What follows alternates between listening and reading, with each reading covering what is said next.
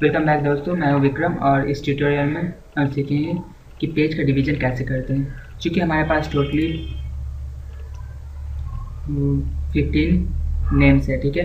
तो हम इसमें क्या करते हैं कि चार चार के डिवीज़न में या पाँच पाँच के डिवीज़न में हम इसे 4 पेज में या 5 पेज में तोड़ देते हैं, ठीक है। तो इसके लिए सबसे पहले हम क्या करेंगे कि एक वेरिएबल बना लेते हैं डॉलर रोज़, ठीक है। मुझे कितना रोज़ में या कितना पेज में तोड़ना है, तो हम चार चार का डिवीज़न लेते हैं, ठीक है। कि एक पेज में 4 डेटा, फिर दूसरे पेज में 4 डेटा, तीसरे पेज में 4 डेटा, इस तरह से 4 डेटा जब तक वो 15 तक न पहुंच जाए, ठीक है। तो चलिए क्वेरी करते हैं $q। क्वेरी करने के लिए सेलेक्ट काउंट, इसके अंदर पैरामीटर डाल देते हैं आईडी फ्रॉम यूजर्स, ठीक है। और टेबल का नाम यूजर्स है।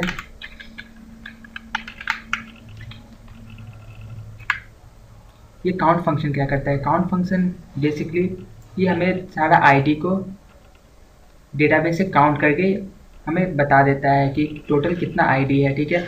मान लीजिए हमारे पास 15 नाम है, तो ये टोटली 15 हमें कैलकुलेट करके दे देगा। और ये 1000 रहता, 10,000 रहता, तो हम इंडिविजुअली एक एक करके काउंट नहीं कर सकते हैं। ये काउंट फंक्शन क्या करता है, मुझे बस कुछ सेकेंड में इसे काउंट करके हमें बता देता है, ठीक है। तो चलिए इस क्वेरी को डेटाबेस में यूज़ करके देख लेते हैं। कॉपी एसक्यूएल पेस्ट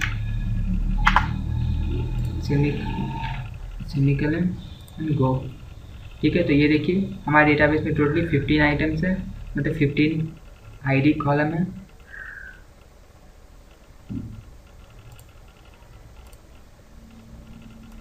ठीक है। ये देखिए टोटली 15 डेटा है, तो ये 15 हमें काउंट करके दे रहा है। आप समझ गए होपफुली कि काउंट कैसे काम कर रहा है, ठीक है। तो चलिए इसे क्वेरी कर लेते हैं $r MySQL क्वेरी,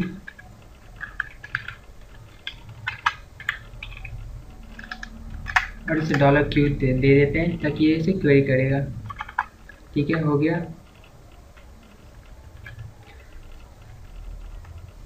ठीक है। तो ये हमारा क्वेरी हो गया। और मुझे ये रिजल्ट बेसिकली क्या करता है, MySQL क्वेरी बस ये डेटाबेस से क्वेरी करता है और हमें ट्रू या फॉल्स रिटर्न करता है। अगर ये क्वेरी सक्सेसफुल रहा तो ये ट्रू रिटर्न करेगा, और ये नहीं सक्सेसफुल होगा तो ये फॉल्स रिटर्न करेगा। लेकिन ये हमें डेटा रिटर्न नहीं करता है। जैसे ये काउंट फंक्शन हमें क्या रिटर्न कर रहा है, ये 15 डेटा, जैसे आप पहले देखे थे, ये 15 रिटर्न कर रहा था।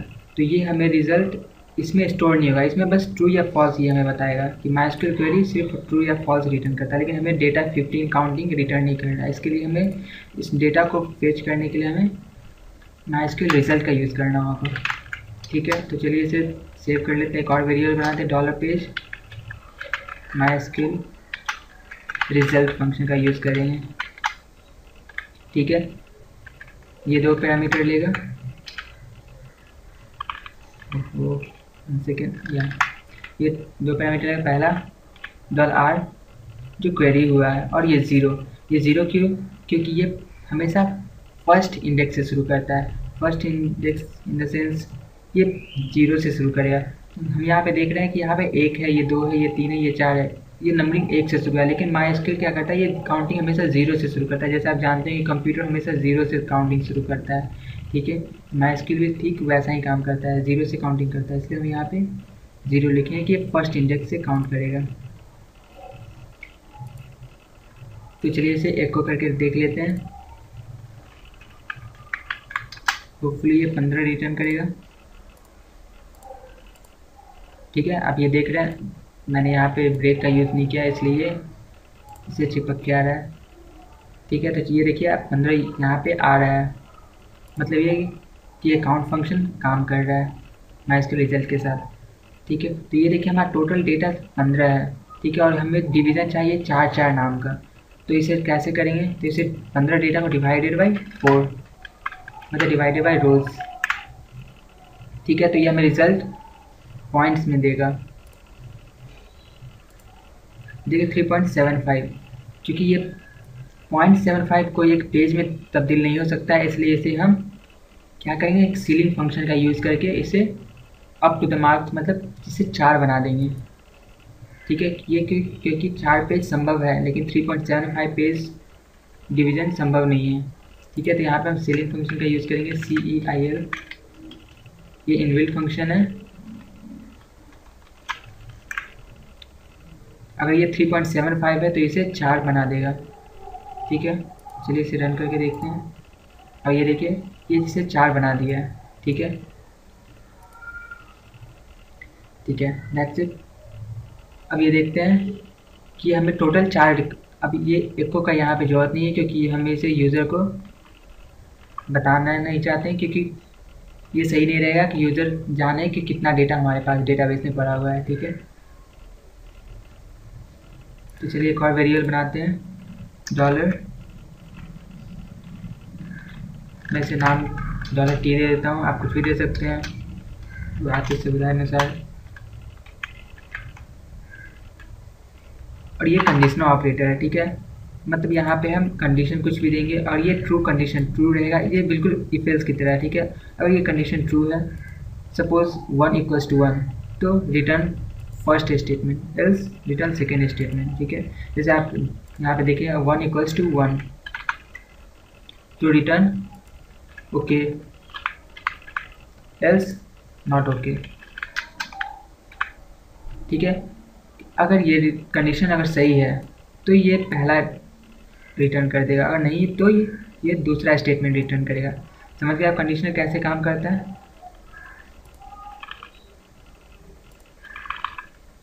ठीक है। तो यहाँ पे हम लोग देते हैं सेट $get और मैं यहाँ पे नो देता हूँ जो पेज नंबर डिनोट कर रहा है, ठीक है। मैं आपको बताता हूँ कि ये कैसे काम कर रहा है, फिलहाल मैं इसे लिख लेता हूँ।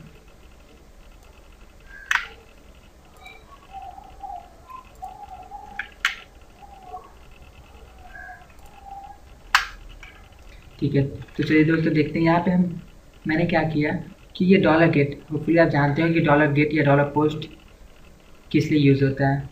चलिए मैं आपको शॉर्ट में बता देता हूँ $get क्या होता है। $get जो भी URL बार में आपको कोई वैल्यू आता है, ठीक है, तो उस वैल्यू को हम $get की मदद से स्टोर कर सकते हैं, ठीक है।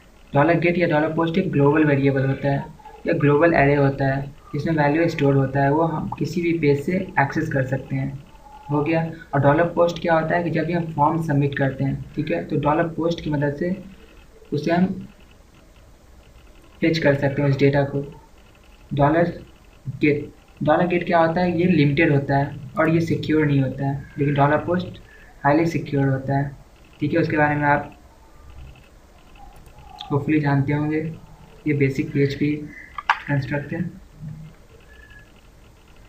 तो चलिए देखते हैं कि यहाँ पे मैंने क्या किया है कि अगर $get अगर कोई पेज नंबर, जैसे यूज़र, अगर मैं यहाँ पे 4 का डिवीज़न कर रहा हूँ, ठीक है, first page, second page, third, fourth, ठीक है।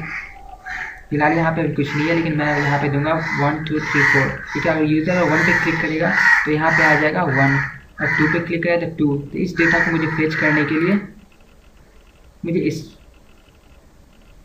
का जरूरत पड़ेगा, ठीक है, $get नंबर।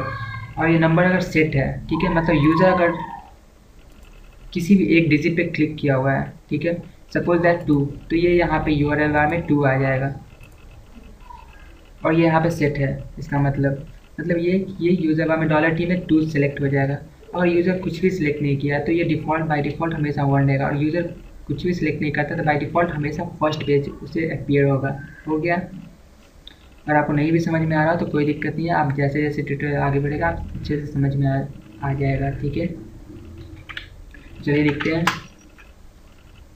$पेज या फिर $start कर सकते हैं कि starting point $start $t -1 into रोज,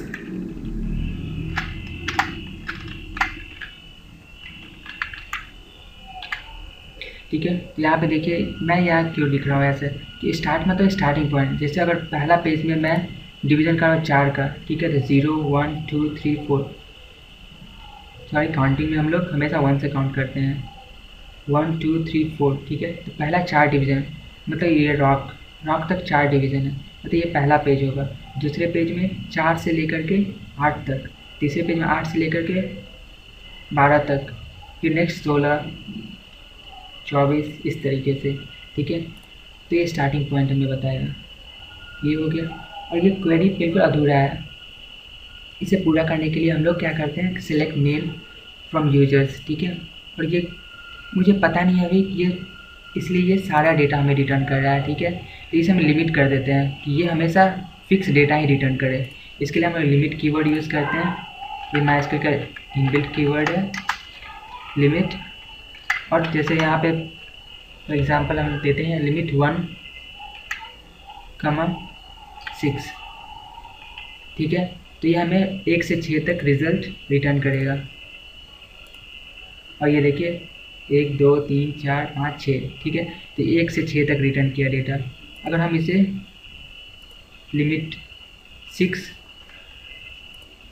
12 कर देते हैं, या 6 सॉरी, ये बताता है कि ये स्टार्टिंग पॉइंट 6 से स्टार्ट करना है और 6 वहाँ से 6 डिजिट मुझे आगे जाना है। मतलब ये कि 6 से स्टार्ट करना, मतलब ये 6 पे विकास आ रहा है, ठीक है। तो विकास से शुरू करके नेक्स्ट 6 नेम वो कवर करेगा, ठीक है। तो ये देखिए नेक्स्ट 6, ये देखिए विकास का नेक्स्ट 6 1 2 3 4 5 6, ठीक है। तो ये देखिए मनोज, मतलब मनोज तक 6 आ रहा है, तो विकास से मनोज तक भी 6 नेम्स हैं, ठीक है। तो फिर आप समझ रहे हो कि कैसे काम कर रहा है, ठीक है। लेकिन चूँकि हम ये नहीं पता मुझे कि यूज़र किस पे क्लिक कर रहा है, ठीक है। इसके लिए हमें क्या करना होगा कि हमें डायनेमिक ऐसा डेटाबेस तैयार करना होगा जिससे हमें ये पता चल सके कि यूज़र किस पे क्लिक कर रहा है, ठीक है। तो चलिए नेक्स्ट ट्यूटोरियल में देखेंगे कि इसे आगे कैसे बनाते हैं। Hopefully you like it.